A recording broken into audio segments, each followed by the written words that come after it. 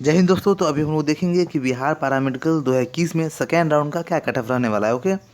और इसमें एक चीज़ हम लोग देखेंगे कि जिनका आयु ज़्यादा है, ठीक है, उनके साथ इस बार क्या फैक्टर हो रहा है, यानी कि उनको क्या बेनिफिट मिल रहा है।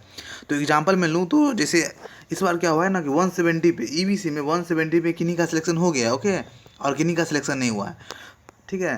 तो सपोज करो कि 3 स्टूडेंट है जिनका 170 आया मार्क्स, ओके, ईबीसी में। तो हुआ क्या है ना, जैसे मान लो कि ये मेरा एज है, ये आपका है और ये आपके फ्रेंड का है। तो अगर मानो कि मैं सबसे आप तीनों से बड़ा हूँ, तीनों में सबसे ज़्यादा आयु मेरा है, ठीक है, उसके बाद आपका आयु है, उसके बाद आपका आयु है, इनका आयु है, ठीक है। तो इसमें क्या होगा ना, हाई सिलेक्ट तीनों में से अगर एक सीट को लेना होगा ना तो पहले मैं मुझे लिया जाएगा, ओके। अगर 2 सीट खाली होगा तो मेरे बाद आपका लिया जाएगा, अगर 3 सीट खाली है ना तो आपको लिया जाएगा। अगर रैंक का बात करूँ तो अगर जैसे मुझे 6 रैंक दिया गया है तो आपको 7 रैंक दिया जाएगा और इनको 8 रैंक, ओके। ये हर एक चीज़ में फैक्टर होता है, जॉब में भी यही होता है, जिनका आयु ज़्यादा होता है ना वो उनको पहले सिलेक्शन दिया जाता है, क्लियर। तो ये सेम प्रोसेस इस बार क्या हो गया ईबीसी के साथ, ये क्लियर हो गया। उसके बाद हम लोग देखेंगे कि सेकेंड राउंड में के लिए आपके पास सीट कितना बचा है, ओके।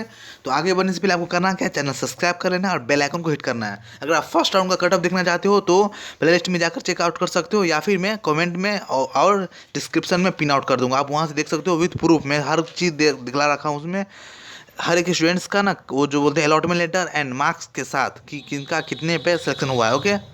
तो बढ़ते हैं आगे। तो मैं ऑलरेडी बोल रखा हूँ, आपको क्या करना, क्या है, चैनल सब्सक्राइब कर लेना और बेल आइकन हिट करना है। फिर कोई भी क्वेरी अगर हो तो आप कमेंट बॉक्स में पूछ सकते हो, ओके। Let's begin.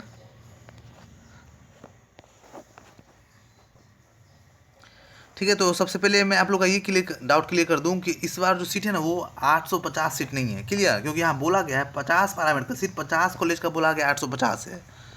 इसमें से यहाँ भी देख सकते हो कितना बोला गया टोटल, यहाँ देखो, बोला गया 50 पैरामेडिकल कॉलेज की कुल है ना 2618 सीटों की तुलना में 1765 क्या है सीटों में काउंसलिंग हुआ है। मतलब क्या, टोटल इतना सीट था, ठीक है, उसमें से इतना स्टूडेंट्स अपियर हुआ है और इतना सीट खाली हो गया, क्लियर। तो टोटल क्या है 2618 सीट बोला गया ना, लेकिन सीट एक्चुअली में कितना है वो भी आपको पता होना चाहिए ना कि एक्चुअल में सीट कितना है, ओके। तो देखते हैं हम लोग एक्चुअल में कितना सीट है। तो देखो 2618 सीट है नहीं ना, कितना सीट है टोटल, ये देखो बॉयज़ प्लस गर्ल्स जिसमें दोनों एलिजिबल है इतना सीट है, जीएनएम में इतना, एएनएम में इतना, ड्रेसर में इतना, टोटल ऐड करोगे इतना, ठीक है। लेकिन पेपर में बताया गया है कि 2618 में इतना खाली है, इतना सीट क्या हुआ, सिर्फ डॉक्यूमेंट्स वेरिफिकेशन नहीं करवाया है। तो लगभग 32% के आसपास है स्टूडेंट्स जो कि नहीं अपियर हुआ है डॉक्यूमेंट्स में। तो मैं टोटल का 32% निकालता हूँ तो इतना होता है, यानी इतना स्टूडेंट जो है ना लगभग में डीबी नहीं करवाया है, क्लियर। लेकिन ये सिर्फ डीबी वाला स्टूडेंट है जो डीबी नहीं करवाया है, ठीक है। तो इतना तो खाली रहेगा क्योंकि ऑलरेडी बोला गया था जो डीवी नहीं करवाएगा उसका सिलेक्शन ही नहीं होगा। जिनको फर्स्ट राउंड में कॉलेज मिल गया अगर डीवी नहीं करवाया है तो उनका सिलेक्शन ही नहीं होगा, ओके। तो इतना स्टूडेंट हो गया। उसके अलावा प्लस जो स्टूडेंट्स एएनएम नहीं करेगा वो सीट किधर जाएगा, वो भी तो आप ही लोगों को मिलेगा।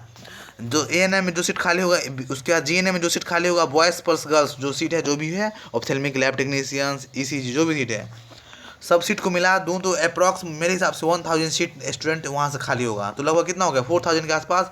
तो मैं मानता हूँ मिनिमम 3000 सीट आपके लिए मिनिमम में बोला उतना सीट खाली है, ओके। तो लॉजिक देख रहे हो ना वहाँ पे क्या लॉजिक लग रहा है।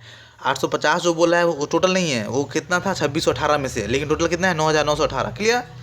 उसके अलावा वो सिर्फ है जो कि डीवी नहीं करवाया है, डॉक्यूमेंट्स वेरिफिकेशन जिसका नहीं हुआ वो सीट है। और जो इस बार काफ़ी स्टूडेंट है, आप खुद कमेंट में देख सकते हो, काफ़ी स्टूडेंट आपको बोलता दिखेगा कि वो एएनएम नहीं करना चाहता है, किसी को क्या है जीएनएम नहीं करेगा क्योंकि उसका ऑलरेडी जॉब लग चुका है, ओके। उसके अलावा बॉयज़ गर्ल्स में काफ़ी सीट खाली है जिसमें बॉयज़ जो क्लियर किया है, ओके। आपको पता होना चाहिए मैक्सिमम एग्जाम कौन क्रैक करता है, जो एसएससी मतलब सीजीएल, सीजीएल हो गया, बैंकिंग रेलवे का जो प्रिपरेशन करता है ना उनका मैक्सिमम एग्जाम निकल रहा है। लेकिन वो लोग नहीं करना चाहता है, क्यों, क्योंकि उसका ऑलरेडी सिलेक्शन हो रखा है कहीं पे, और किसी किसी में क्या है फर्स्ट एग्जाम निकल गया, दूसरे के लिए वेट चल रहा है, ओके। तो विदाउट वेस्टिंग टाइम हम लोग अपने पॉइंट पे आते हैं। तो ऑलरेडी मैं आप लोगों को बता रखा हूँ विद द प्रूफ कि इतना जीएनएम का क्या क्या कट ऑफ गया है हर कैटेगरी में, क्लियर। देख सकते हो ये इतना कट ऑफ गया है, ओके। यूआर का इतना गया है, ईडब्ल्यूएस का इतना, ये इतना प्रूफ ऑलरेडी मैं दे रखा हूँ मार्क्स और क्या बोलते हैं अलॉटमेंट के साथ, ओके। तो इसमें करना क्या है ना, आपको पता होगा जीएनएम मैक्सिमम लोग करना चाहता है, कुछ कुछ लोग है सिर्फ जिनका क्या, जिनका कहीं पे सिलेक्शन हो गया है और जिनका सिलेक्शन नहीं हुआ वो जीएनएम करेगा ही, ओके। तो युवा मतलब कोई भी टोटल देख रहे हो, इसमें क्या करना है आपको 5 मार्क्स माइनस कर दो, उसका मैक्सिमम चांस है, मैक्सिमम समझ लो आपका सिलेक्शन जीएनए में हो गया। लेकिन सिलेक्शन है ना 5 से लेकर 10 मार्क्स कम कर दो, 5 से लेकर 10 मार्क्स सब कैटेगरी में। जैसे यूआर में 200 20 है ना, तो 215 वाले को हाई चांस है कि हो जाएगा, फिर 210 वाले को भी होगा, लेकिन उससे थोड़ा कम चांस, क्योंकि जीएनएम बहुत कम लोग छोड़ता है। क्लियर? ऐसा मैं क्यों बोल रहा हूँ, तो देखो अगर सिर्फ 5 मार्क्स कम करोगे ना तो कितना हो जाएगा, 215 हो जाएगा इसका। तो 215 सिर्फ एक ही स्टूडेंट नहीं लाया होगा, 215 लाने वाला बहुत स्टूडेंट होगा। क्लियर है ना? तो लगभग 200-300 स्टूडेंट उसके अंदर आ जाएगा। इसीलिए आप 5 से 10 मार्क्स कम कर दो सब कैटेगरी का, ये कटअप है। ठीक है? एसटी का भी 180 से 85 गया है। ओके, टोटल ये एक्चुअल है, 100% यही कटअप गया है। जिसको प्रूव ना हो, इससे जस्ट पीछे वाला वीडियो देख सकते हो, प्ले लिस्ट में जाकर चैनल पे विजिट करके देख सकते हो। ओके, और ये ना, ये रहा कटअप, सबको पता है ऑलरेडी। ओके, तो इसमें क्या करना है ना, आप 5 से लेकर 15 मार्क्स तक कम कर दो हर एक कैटेगरी में। अगर इतना मार्क्स आपका है तो समझ लो आपका सिलेक्शन है। जिनका मार्क्स 5 कम है समझ लो उनका सिलेक्शन 100% है। क्लियर? 100% मैं बोल रहा हूँ हर एक कैटेगरी का। ओके, बीसी में कुछ स्टूडेंट बोला जा रहा है कि 180 पे भी सिलेक्शन हुआ है। ओके, और ईबीसी में कुछ स्टूडेंट बोला है कि सर 170 पे हुआ है, कुछ का 170 पे नहीं हुआ है। तो मैं क्या बोल रहा हूँ, एज फैक्टर है। तो अब जिनका 170 है उसका गारंटी 100% कि उनका सिलेक्शन हो जाएगा। क्लियर? एससी में भी एसटी देखो, तो जिसका मैं 145 150 बोला हूँ, इनमें से अगर देखो 10 मार्क्स में कम कर दूंगा तो एससी वाले का सिलेक्शन हो जाएगा ना। तो इसमें ना कैटेगरी भी फैक्टर करता है, आप किस कैटेगरी से बिलोंग करते हो। क्लियर? तो जिसका मार्क्स 5 है इस सब में से घटाने पे उनका समझ लो सिलेक्शन पक्का रखा हुआ है। लेकिन जिसका 10 है समझ लो उसका 90% चांस है, जिसका 15 मार्क्स कम है उसका समझ लो 85% चांस है। ठीक है? तो इसी तरह से चांस तो घटता जाएगा। क्लियर? ये में एक्चुअल फैक्टर यही बेसिस पे काम ही करता है। ठीक है? आंख बंद करने से बोलने से नहीं ना होगा। ठीक है? उसका गर्ल्स बॉयज़ में जो सीट दोनों के लिए, जैसे कि ऑप्थेल्मिक लैब टेक्नीशियंस जो भी कोर्स है उसमें एससी एसटी वाले बॉयज़ को मिला है 175 पे 175 टू 80 के आसपास में। ओके, 100% ये है। ठीक है? और उसके अलावा जो भी है मतलब बीसी ओबीसी एससी एसटी इनको 195 पे मिल गया कॉलेज। तो इनमें से क्या करो, आप 5 मार्क्स घटा दो। जिनका 5 मार्क्स घटाने पे मार्क्स आ रहा है समझ लो उनका सिलेक्शन फिक्स है। 10 मार्क्स घटाओगे तो उनका 80% चांस है कि उनका हो जाएगा। इसमें ज़्यादा मार्क्स नहीं घटाना है, 5 से 10 के बीच में जो भी स्टूडेंट हो उनका सिलेक्शन समझ लो इस बार हो गया। ओके, लेकिन इसके साथ एक कंडीशन क्या है कि टोटल कॉलेज ऐड होना चाहिए। क्लियर? ताकि आपका चांस हाई बने।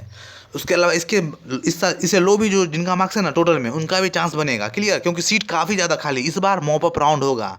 मैं क्या बोल रहा हूँ, इस बार मॉप अप राउंड होने का हाई चांसेज है। क्लियर? इससे भी अगर जिसका लो मार्क्स है या फिर जो ये कोर्स नहीं करना चाहते वो फिर से प्रिपरेशन कर सकते हो। और मुझे ये डाउट लग रहा है कि आपसे एग्जाम क्रैक क्यों नहीं हो रहा है। कुछ स्टूडेंट्स आप देखते होंगे कि सिर्फ क्या करता है ना, 2 से 3 मंथ पढ़ता है, उसका मार्क्स आता है 230 235 245। क्यों? उन्हें पता है ये क्वेश्चन कहाँ से आ रहा है। आपको भी पता करना होगा क्वेश्चन कहाँ से आ रहा है। तो इसके लिए क्या करना होगा, आपको चैनल सब्सक्राइब कर लेना है, बेल आइकन क्लिक करना है। मैं ऑलरेडी हर कुछ वीडियो डाल रखा हूँ कि कहाँ से, इसमें फिक्स है, हर एक चीज़ फिक्स है कि क्वेश्चन कहाँ से आना है, फिर भी आप लोग से नहीं आ रहा है। तो ऐसा क्यों हो रहा है, आप लोग पढ़ते नहीं हो। ठीक है? हर एक चीज़ पढ़ने से नहीं होगा, कुछ कुछ चीज़ है जो कि हर साल रिपीट हो रहा है। ठीक है? कुछ ही ऐसा टॉपिक है जिससे हर साल क्वेश्चन आ रहा है। अगर ये सब जानना चाहते हो तो आप कमेंट बॉक्स में कमेंट करना है कि तैयारी कैसे किया जाए। ठीक है? मिलते हैं नेक्स्ट वीडियो में। God bless you all.